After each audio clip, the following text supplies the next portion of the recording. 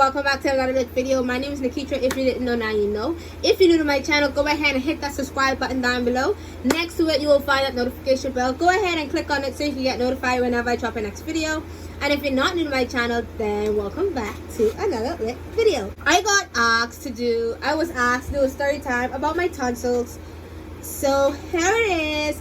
And I just finished recording a Q&A. In case you see I'm in the same sweater.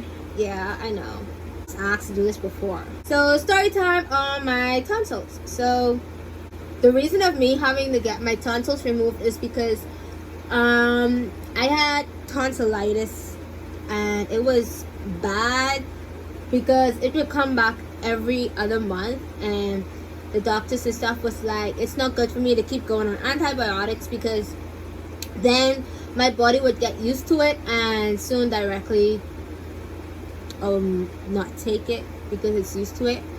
So instead of them just keep giving me antibiotics every time I have a flare, they told me that I'll have to get it removed. So skip forward to the procedure, well, heading up to the procedure. I had to get blood work done before I got accepted, and then I had to meet a lady.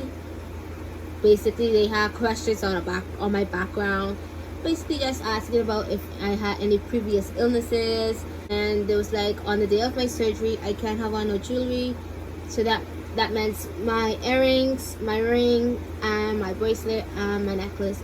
So the day of me having to go inside of the hospital, it took long because it was a lot of people.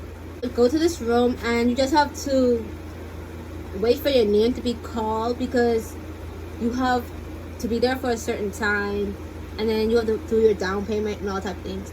So once they called my name, they just sent me up to the ward, and it was like, I'll have to wait out there until they do their rounds and I am accepted in to get a bed. So I was with my Grammy and we sat there.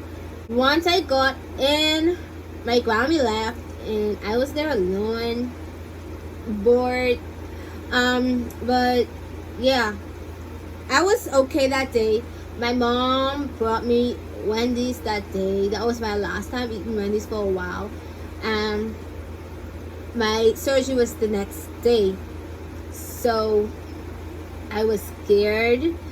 But nurse have to come, well, not the nurse, but the doctor have to come and put your IV needle in your hand because you're in the hospital. So I am very scared of needles, and she was trying to find my vein and she couldn't find it, and she was just sticking me a lot, and I was actually crying. And she closed the thing in and she was like, you have to stop because people's gonna think I'm hurting you, and in reality you're hurting me because I am afraid of needles and you can't find my vein. But yeah, I had to suck it up and just take all those sticks through my hand. But yeah, so the day of the surgery, when they took me out to the back, I was in the back there, and the lady was like, you just have to put your hair up and you'll be good to go.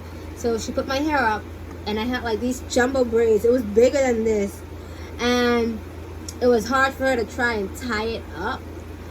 But once they got it up and they wheeled me to the theater, they had me outside for a while because they was talking inside, and the doctor came and put something through my IV needle on my whole body.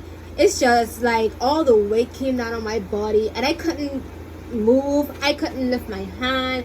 Like, I could barely do anything. So I closed my eyes, and I remember the doctor coming back and saying, no, you cannot go sleep right now. So I had to stay up, and it was hard to stay up. They sealed me inside the theater, and then they told me to come onto the bed. So I went onto the bed, and they gave me something else, and it's like everything started to get blurry like in seconds. But I was trying to fight it. And I woke up, and they was telling me, okay, they're gonna take me back to my bed now. And I was drowsy and very tired, so I was just like, okay. And they took me back to the ward. So after all that, they was telling me like the next day they was telling me like I had to try not to cough or anything because it's gonna strain where they just remove the tonsils. And guys, they cracked my tooth in surgery, so I have a cracked tooth. Yeah, and later that day I decided that my sinus decided to act up, and I sneezed and I was coughing up blood, and I was trying not to cough it up, and I really thought I was dying, guys. I got up my bed and I was going to them, and they're like, no, you have to stay in your bed. So I was dying. But the recovery process, I was scared to eat, I'm not gonna lie, and that's what caused me had to stay in the hospital for basically a week. And the doctors and stuff saying I'm not eating, and they can't let me go unless I eat something so they can know I'm okay. It wasn't painful to eat, it just felt weird, and then drinking water felt weird. But the recovery at home was harder because your bed is regular, but in the hospital the bed is elevated for you to sit up and sleep, and it was hard for me to lay back and sleep because my tongue was swollen and it cuts off you breathing, and it's harder to breathe. So it was okay until the scabs needed to peel off. It would sting when you drink water or eat anything. So that was probably the most painful part. But after that, I was fine, and I went to my meetup, and I was good to go. They gave me more pain medications and stuff for fever and stuff. So I was fine, but I was just exaggerating because they told me to not talk if I don't need to. So it's basically I wasn't talking for a whole month, but I decided to talk in case my voice acted up and decided to disappear forever. So yeah, and that is the story of me having no tonsils. So yeah, I hope you enjoyed that story time. Bye.